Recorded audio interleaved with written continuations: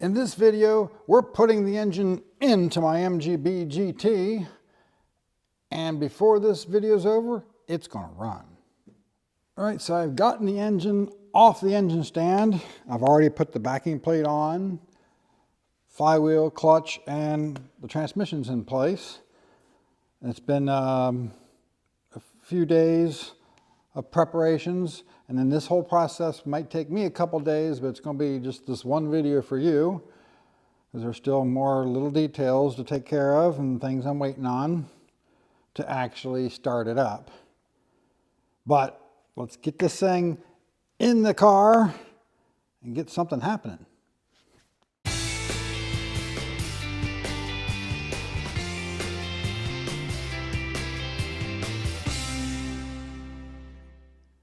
So for those of my generation, it's in the hole. But now that we got it in there, I'm going to crawl underneath with the transmission cross member. I'm going to get the transmission mount bolted up, then I'll jack it up, mount the cross member to the body, then I'll come up and do the motor mount bolts. I'm not going to film all that. I'm just going to get in there and get her done. Well, now that we got the transmission mount done, motor mount's bolted in, now I can start looking at getting the header in, intake manifold. Can't put the carbs on just yet because I still got to clean them and swap out the needles. I cannot find the needles that were in the carbs for the old engine before I pulled it out, you know, the old better engine. And I can't remember what needles I ended up settling with, so I ended up ordering a couple of AAA needles to put into those carburetors, because that should get me close enough to work with. So once that's in, then I can start looking at putting the water pump, pulley on, fan, alternator, belt, and start getting the drive shaft in, shifter, the clutch slave cylinder, and then I can start fixing some wiring, because I got a wire here that broke off on me when I was tearing it apart for the ignition system, and keep moving forward.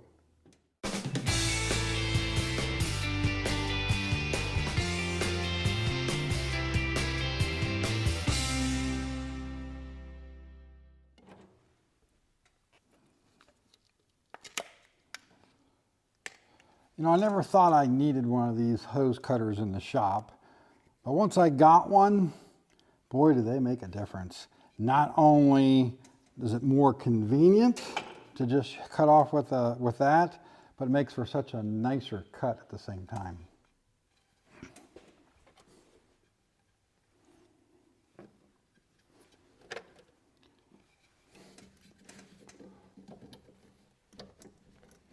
So it is now the next day, and I have been working on cleaning up the wiring a little bit.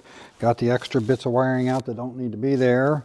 I've done repaired a couple bits of wiring, both under here and under the dash. Some stuff that I've been meaning to take care of, but just haven't done because I've been working on my car.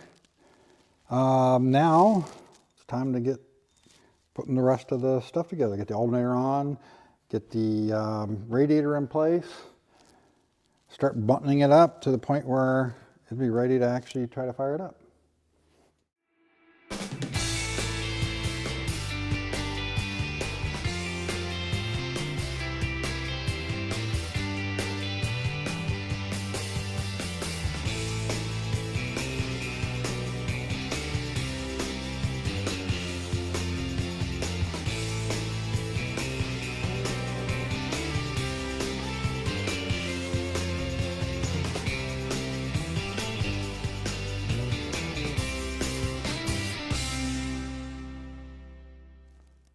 So we're really close now to being able to actually fire this thing up for the first time. I got the carburetors cleaned up, back on it. Got the AAA needles in there. Like I said, I don't think those are going to be the right needles, but they're going to be close. And I got the jets at 70 thousandths down to make sure that we're not too lean, because you definitely don't want to be too lean on your first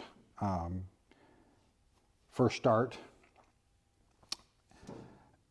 And the gas in this thing that was kind of old gas, but it was a mix of like 91 and 89 octane. And what I had done was I'd stopped locally and picked up a couple gallons of race fuel, 110, to throw in on top of it to bring the octane up. But we're still early enough in the season right now that what's in those tanks isn't necessarily fresh, and that turned out to not be all that fresh. So I ended up stopping and picking up about 4 gallons of 93 from a local station and put that in as well. So we should be okay on octane.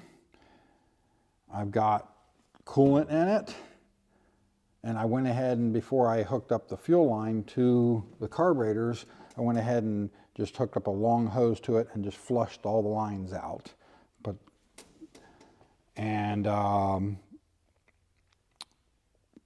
Now we gotta start looking for getting some oil pressure.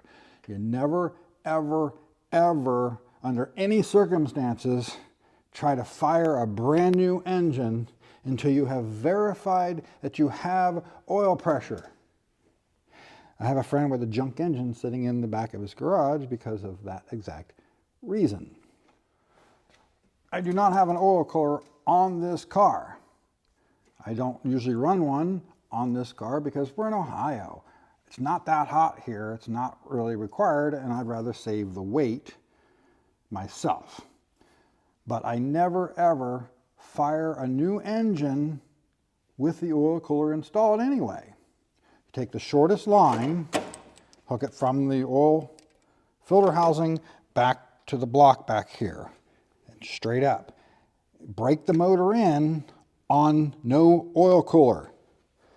And then once you get, say, your 500-mile oil change, then you can put the oil cooler back in line and add the extra amount of oil it requires, because you're always going to get trash in the oil on the break-in, and you don't want that crap in the oil cooler. So we've got oil pressure gauge hooked up to an oil line. This is just a Harbor Freighter. And interestingly enough, the Harbor Freight lines, they come with fittings, adapter fittings, and one of them actually fits our lines. Now, if you're just going to be trying to get oil pressure initially and you haven't packed the oil pump full of grease, it can take an alarmingly long time to get oil pressure. Even if you did pack it for grease, it still can take a little while because you have to fill all of the oil galleys in the block with oil. You have to fill the oil filter and the line first before you'll see any oil pressure. And that's a good reason why to not run the big Ford 1-quart filler, especially on a new startup. That big, tall filter takes longer to fill before you see oil pressure. This is actually the filter that fits Dodge V8s. This is one that was specified for years for the inverted oil filter, and I still use it today. I like it. It's a good height. It's long enough that you don't have any restrictions, but it doesn't take long to fill it. And you got to remember, every time you start these things, the oil is going to drain down to the top of the standpipe, and you always have to fill that headroom. And this filter doesn't take very long to get oil pressure, where the big 1-quart filter does take longer every time. So this is the standpipe I'm talking about. You need an oil filter that's tall enough that if you actually take a measurement down into here, that there's enough headroom above this to not cause a restriction. You know, 3/4 of an inch, 1 inch, whatever. But you don't want it such a short oil filter that you're really close to that either, because that can completely block flow altogether. I seen a video on somebody talking about that the other day, where somebody brought in a oil filter to his shop, or one of these to his shop, and they had like a pH 34 equivalent on it, which was about that tall, and it was just blocking off flow. So make sure you're putting the right oil filter on it to start with. And then what you're going to do is as you put oil down in, you want to fill the block up with oil. You can run through here, but it's kind of a pain in the butt. Or you can run the oil right inside the standpipe. Pour it in there and keep pouring it in until you see it coming out of here. Once it's coming out of here, rotate the engine backwards a little bit and you'll see it suck oil down in. What that does is it primes the oil pump. Then you finish topping that off, put your oil filter on, put a little bit of oil in the line, but you don't want to completely fill the line all the way to the top because as you come down, you're going to just dribble it out all over the place. But you can put a little bit in to where it's, you know, and then hook it all back up. Then you crank it over with no spark plugs in it, no wires hooked up or anything, until you see oil pressure on the gauge. Then, and only then, do you even think about turning the ignition on or having plug wires hooked up to plugs and plugs in the head. So we're going to go ahead and start filling this up. And this could take a few minutes. Whoops.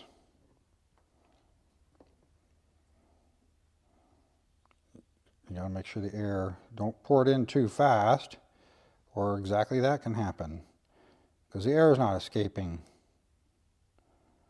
So I'm going to sit and do this until I got oil coming out back here.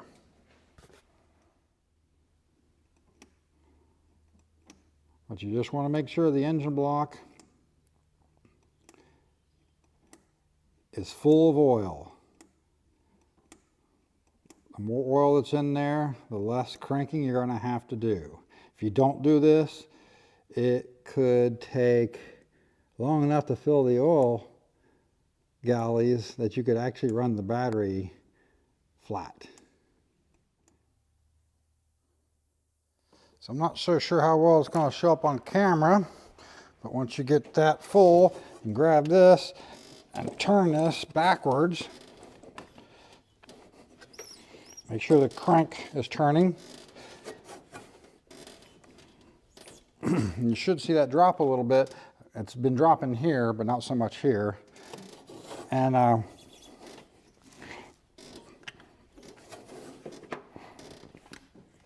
that sucks oil into the oil pump. It's mostly going to take it back here. And then we can get my squirt bottle, top this back off again, put the oil filter on it, and we can start cranking it over and see how long it takes to go oil pressure. Okay, you should be able to see it back there now. If we turn it backwards, it just sucks it down in. That's putting oil into the oil pump. So now we got our oil filter back on, got the oil line hooked back up, and we can watch our pressure gauge here until we see oil pressure. Now I like to use, you can use all the push buttons on the starter if you want. This year be the white and brown wire, you can just touch it to the bottom fuse here, crank it over until we get oil pressure.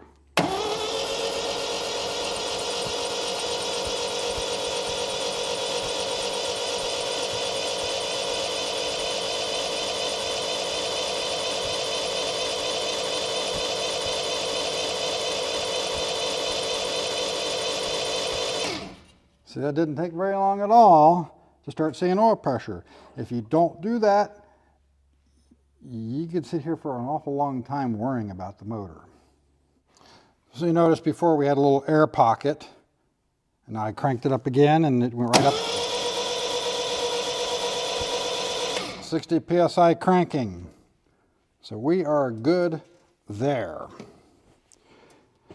So at this point, now we can put plugs in it, hook up plug wires, double check, make sure we got spark, all that stuff, because I did mess with some of the ignition wiring. and we'll be ready to actually fire it up for the first time. So now we got this thing all ready to fire up. Got the fuel line hooked up and all the fuel lines purged and everything. Got no leaks at this point with coolant or anything.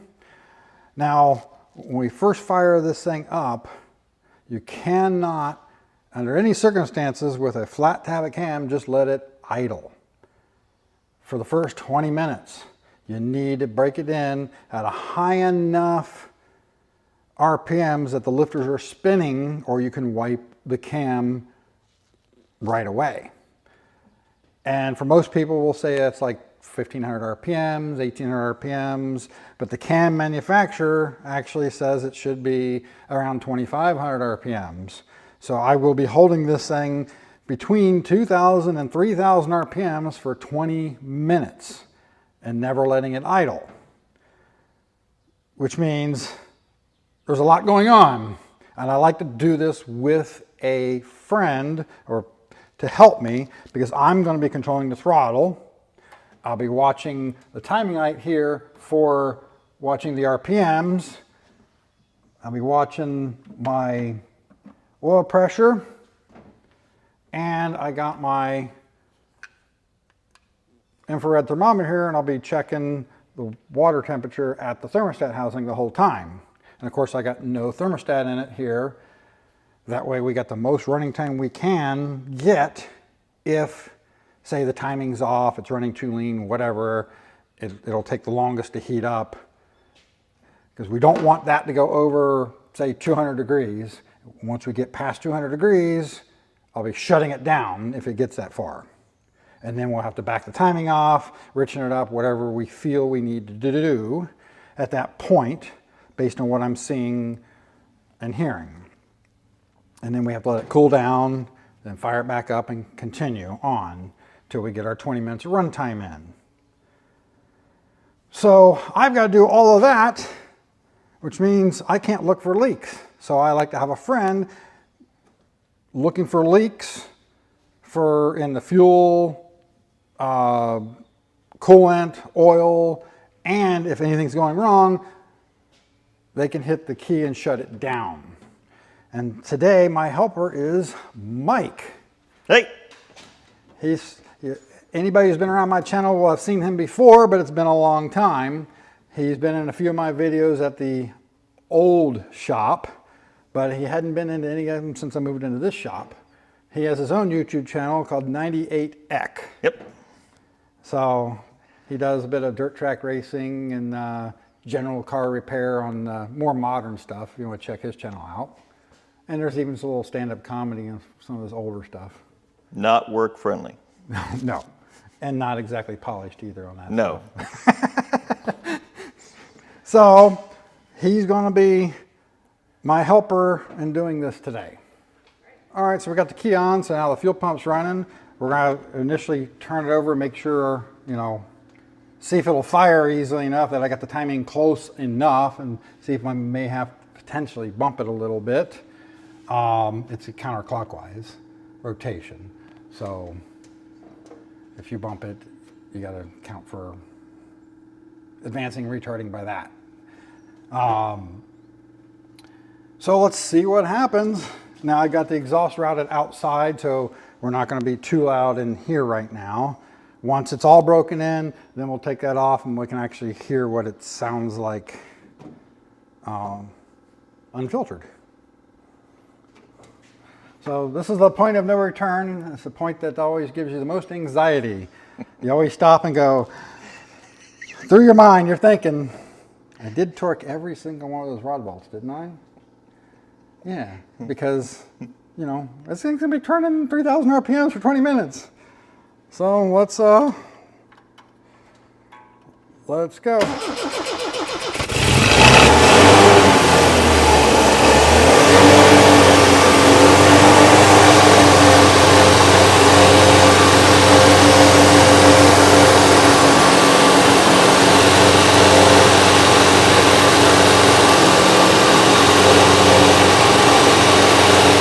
Okay. A little bit of water laying on that. I don't know if that's some- that was leaking yesterday.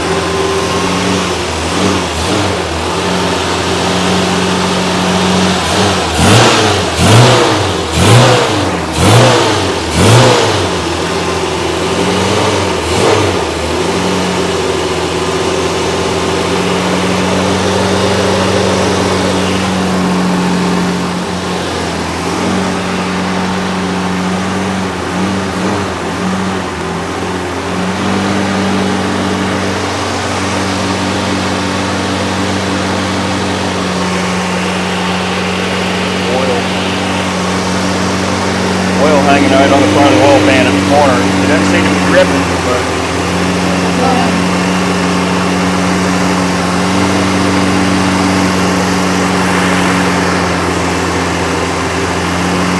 it's not pouring out or anything. Looks like water.